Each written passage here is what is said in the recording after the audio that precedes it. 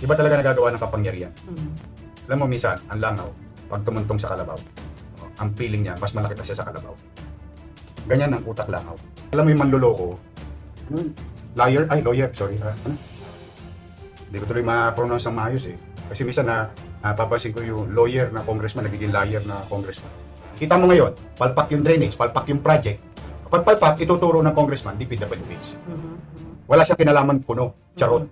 Congressman Joel Chua, lumabas ang pagkaiyakin matapos siyang birahin at suplakin ni Mayor Isko Moreno. Ani pa ni Joel Chua ay binubuli na daw siya ni Yorme, kaya ngayon ay nagdadrama na sa social media. May panibagong malupitang buwelta naman si Mayor Isko sa kanya na lalong magpapaiyak sa kanya. Pero bago ang lahat, mag-subscribe na sa aking YouTube channel upang updated ka sa mga mahahalagang balita sa ating bansa. Masyado po siyang bully na mayor. Ito ang tanging nasambit ni Congressman Joel Chua matapos siyang hamunin ni Mayor Isko Moreno na imbestigahan ang sarili niya ukol sa mga project niya na walang kwenta. May panibago namang banat si Yorme at tinawag na utak langaw si Chua. Narito po ang naunang sagutan ng dalawa.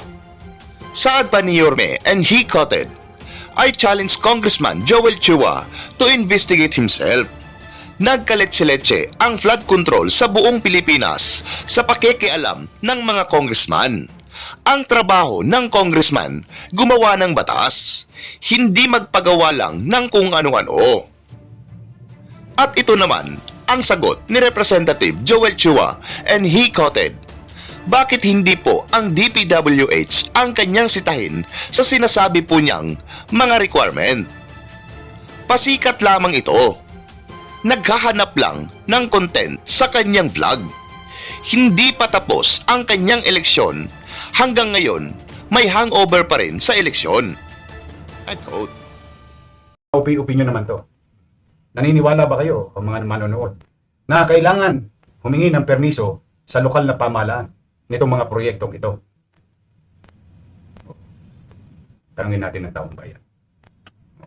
Ano ang sasabihin ng taong bayan? Di ba? Bakit? Yung maliit na tao, pinahingi nyo ng permiso eh. Yung pa kaya sila? Di ko mo ba sila ay congressman? Ano ito alam mo ka?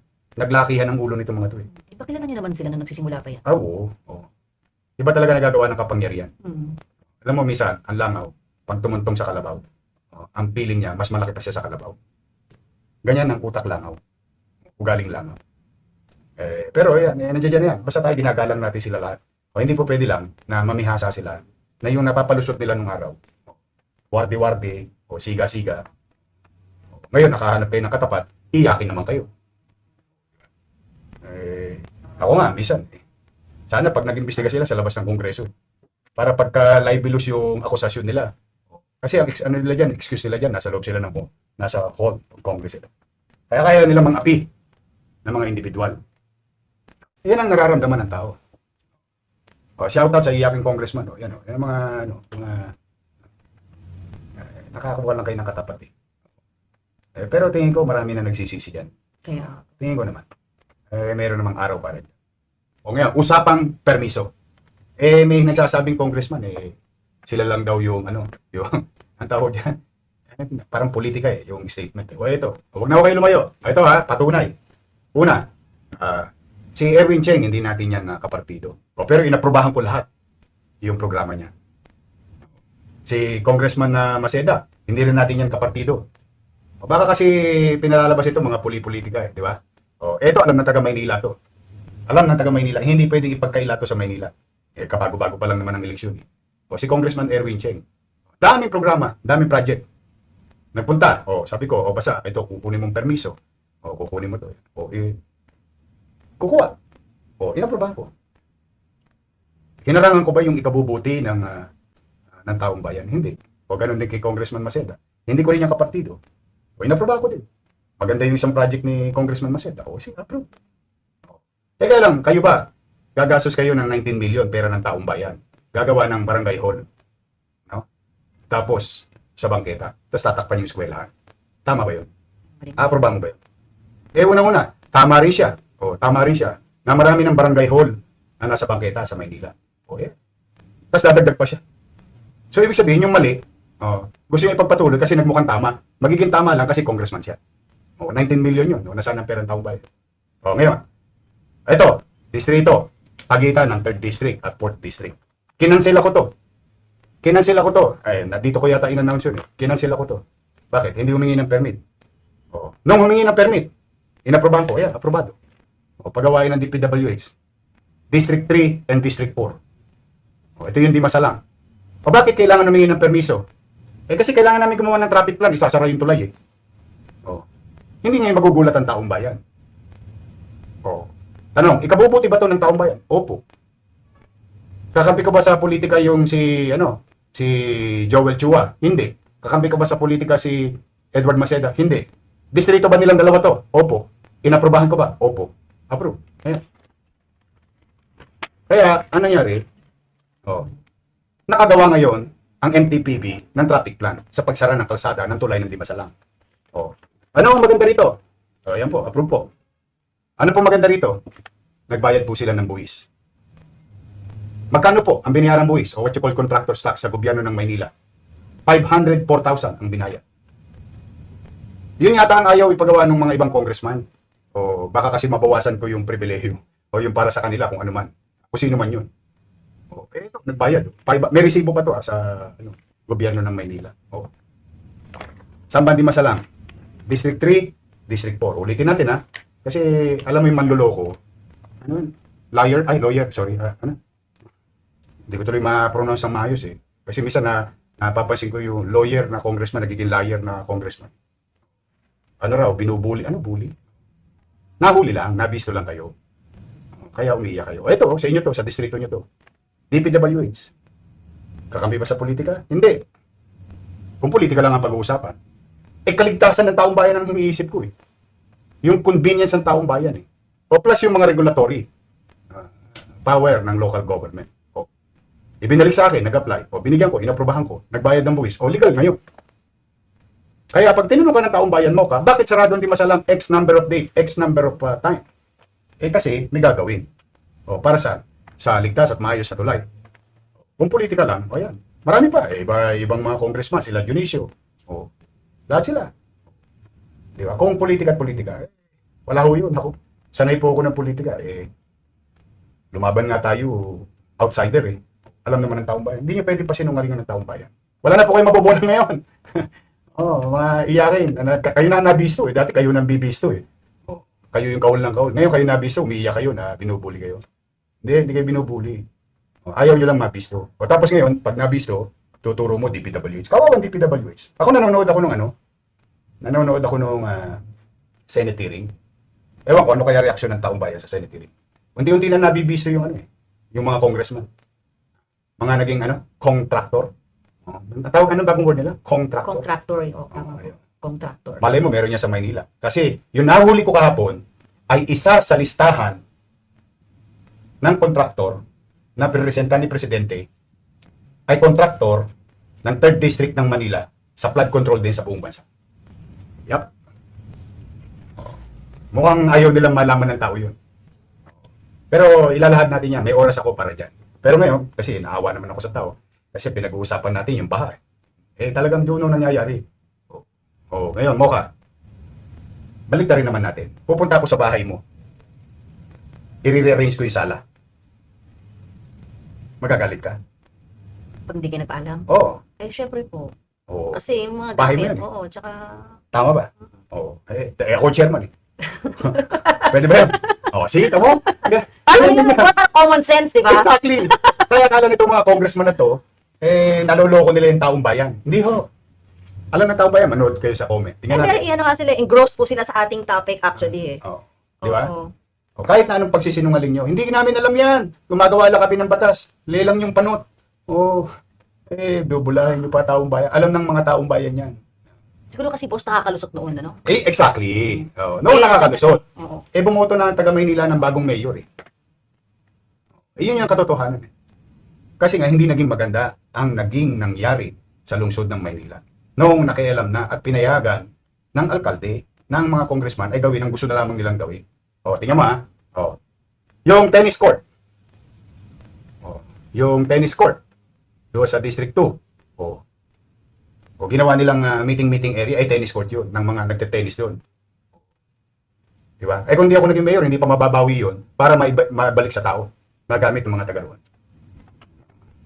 Oh, yung ba'y totoo? Oh, shout out sa mga taga District 2. Alam ng mga taga District 2 yan.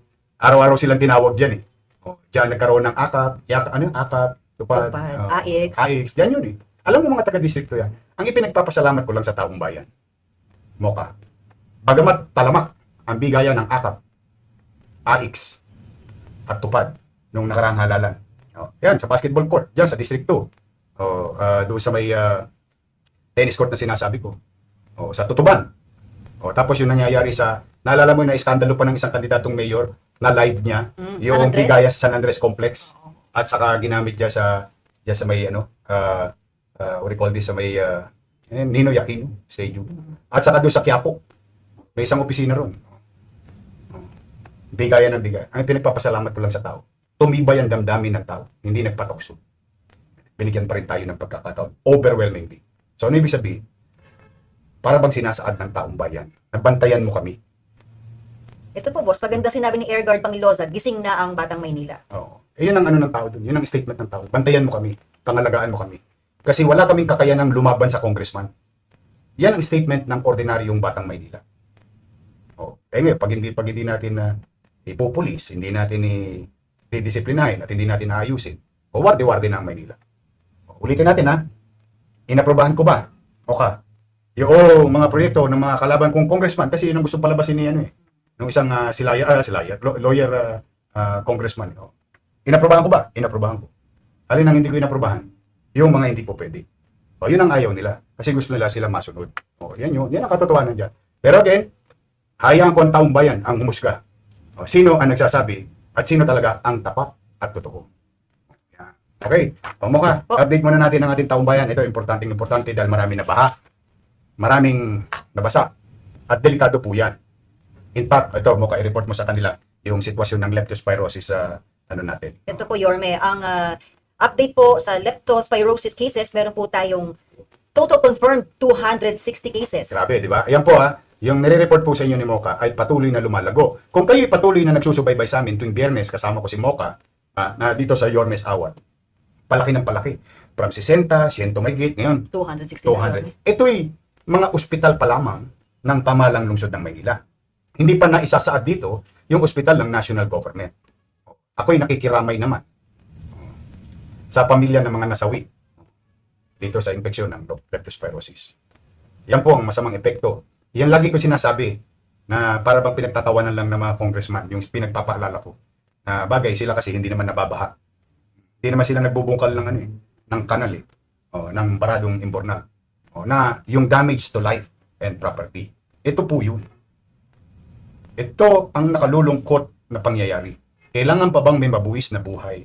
Ilang pa bang buhay ang kailangan makitil sa kapabayaan natin bilang pamahalaan?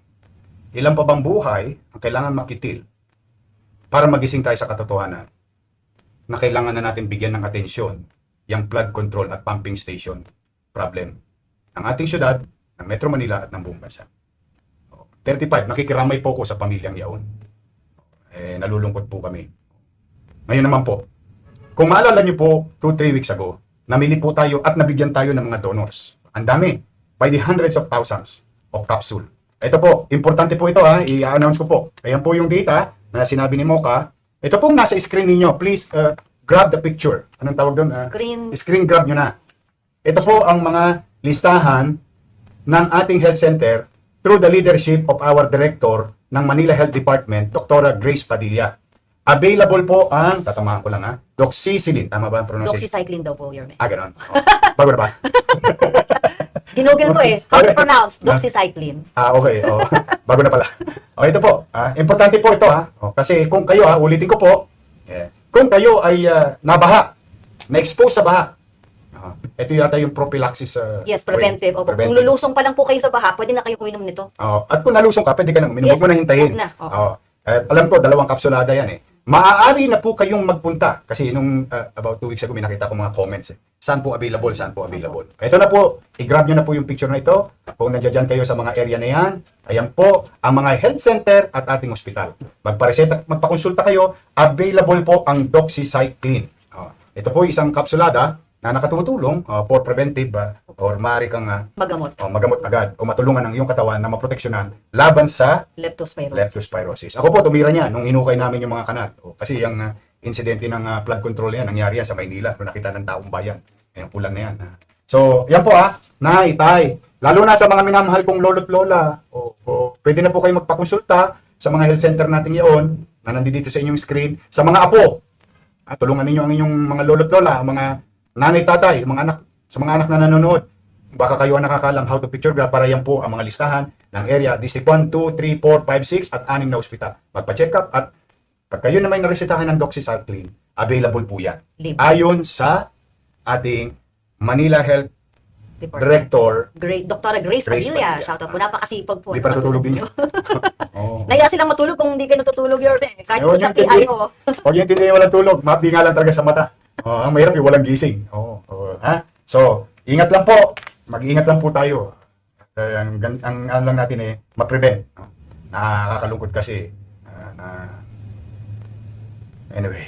Oo nga, nakakalungkot. Ano lang talaga ako na. Kailangan pang may mamatay bago action ng pamalang. Sana talaga, alam mo, alam mo, tayo naman, hindi ka partido ng presidente. But we ought to help the presidency. Because that's the way it is. National government, local government, magtulong-tulong. Nalulungkot ako sa sitwasyon ni Presidente Marcos ngayon. Na kung saan, mukhang niloloko siya ng mga politiko. Yung insertion niya. Kailangan pa ba siyang magalit para gawin ng tama? I hope that he will be successful in fighting these politicians. Itong mga politikong mahilig makialam sa programa ng national government. Yan, talaga. I wish you all the best, Mr. President. Please, ako po nagsasabi sa inyo, marami po akong nakakausap na mamamayan. Galit po sila sa mga congressman na involved, na nakialam dyan sa mga proyekto at walang pasintabing proyekto ng mga congressman. I, for one, is listening to our people. We're sending it to you. And I hope maging successful po kayo na to pursue this. Para matigil na po yan. Tapos kung po pwede po, ako naman, ito lang suggestion ko dyan. Ito lang yung punto ko. I'm no in position to, ang gusto ko lang parang idea. Total, marami naman nanonood dito sa atin na MOCA. This is a public broadcast. Once and for all, alam ba, Metro Manila? Alam ba, flood control, no? Flood control. Gagawa na talaga ng flood control, flood plan. Katulad tayo, meron tayong master plan, no? Pag i-implement, pwede po ba MMDA na lang? Tapos, pagbawalan ng mga congressman na makialam. Ni ho. Ayun lang sa akin, Ayan, within the power of the president yan. Nasa kapangyarihan yan. Na gusto ko kasi sinabi niya doon sa sa SONA. Naalala mo ba yung nanood ka ng SONA? Sabi niya, kung kinakailangang isoli ko yung budget sa inyo at magkaroon ako ng reenacted budget, gagawin ko. Ano ibig sabihin mo ka? Pag nakialam yung congressman sa budget, sa pinupong sa budget ng presidente, at hindi yun naayon sa plano ng presidente, willing siyang isoli sa kongreso. At wag nang magkaroon ng bagong budget. Willing siyang to pay the price. Yung kasi epekto dahil matagal din ako mambabatas. Kasi yung ginagawang batas sa konseho, at yung proseso ng paggawa ng batas sa konseho, at proseso ng paggawa ng batas sa Senado at Kongreso, halos pareho yung proseso. Halos pareho. Yung function ng local legislation at ng mayor, halos pareho din yung Kongreso at Presidente. Ibig sabihin, willing isakripisyo ni Presidente yung sa inyo na yan. Dahil ayaw nyo sundin ito. Ito ang tamang plano. Yung pag nangyari yun, talaga, magtitino tayo. Kaya ako, ang ano ko lang naman, my 2 cents worth, once and for all, yung flood control, hayaan natin sa MMDA. Kung wala tayong, alam ba, kasi ang mga mayor, may kanya-kanya pang politika yan, di ba? O hayaan natin sa MMDA, pero huwag makialam ang congressman. Tapos, aakuin na yan ng MMDA. O kami na magagawa ng drainage, kami na magagawa ng pumping station, o kami na gagawa ng flood control, o kami na gagawa ng culvert. Yung perang ibinibigay sa DPWH, ibigay natin sa MMDA at hayaan natin na ang MMDA ang mamahalan ng lahat. Once and for all. Pero, on a premise na hindi pwedeng makialam ang kahit sinong congressman. Tingnan mo, magtitino yan. Ang laking savings niyan. Yung savings niya mapupunta sa quality. Kasi wala na kisawsaw . Ewan ko, kung tanong mo yung mga taong bayan, ano ba ang opinion nila doon sa idea na yun? Diba? Ano sabi nila? We love you, Yorme. Sabi ni Jane Avines. Oh, hindi. Ano pang opinion doon? Opinion nyo, mga batang Maynila. Di ba? Para matahimik yan. Kasi makiklaim-claim na politika, huli lang kayo, kaya kayo umiiyak eh. Iyakin pala kayo. Tama naman po kasi yung sinabi ni Yorme, di ba? Dapat kung mababatas, gumagawa ng batas. Pero bakit? Pero sabi niya, di ba? Ginawa lang namin yung batas, GAA. Kahit sinong congressman, maaproba ng GAA. Huwag niyo kami tulogisin. Para naman di rin ako magagawa ng batas. Tagal kong 9 years ako gumagawa ng batas. Yung batas nga lang ng difference ng Kongreso at Senado at batas na ginagawa sa Maynila, implemented lang within the city of Manila. Yung Kongreso, buong Pilipinas. Ito po may comment na po. Sabi ni Dreis Ludes, kayo na lang Yorme kesa sa MMDA. Hindi, wag. Kasi ayoko mababahiran ng politika itong conversation natin. Ang hinahanap natin solusyon. At accountability. Bakit accountability? Kita mo ngayon, palpak yung drainage, palpak yung project. Pag palpak, ituturo ng congressman, DPWH. Wala siyang kinalaman puno. Charot. Lukuhin mo lelang mong panot. Ayan. Pero, pagka maganda yung project, aakuin ng congressman. Pupunta yan sa distrito nila. Ako nagpagawa nito! Ako nagpagawa yan! Lahat ang dipa niya. Tanungin niyo yung mga matatanda. Napanood ng mga matatanda. Ako nagpagawa ganyan. Nako. Pero pag palpak, DPWH yan, wala akong kinalaman.